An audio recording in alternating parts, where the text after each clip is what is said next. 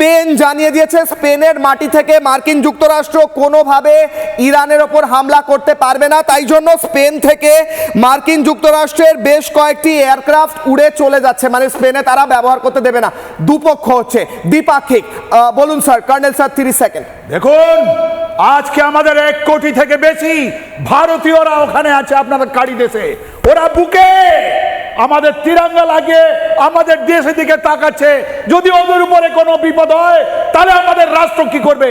আমি বলতে চাইছি, এই যে নীলাদ্রি বাবু যে আমাদের ওয়ারিয়ার যে যোদ্ধা, উনি আজকে দুবাইতে আছেন, ওরকম কোটি মানুষকে আমি বলতে চাইছি আমরা তোমাদের সঙ্গে আছি।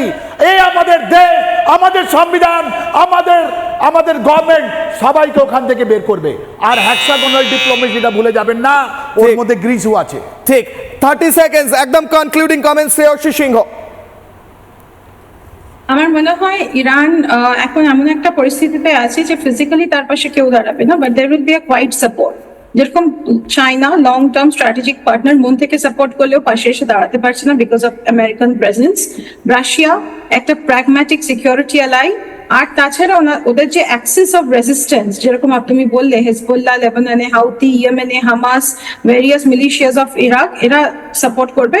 আর আরো দুটো তিনটি ইম্পর্টেন্ট দেশ, একটা হচ্ছে নর্থ কোরিয়া, খুব heavily sanctioned by the United States, সে পাশে থাকার চেষ্টা করবে।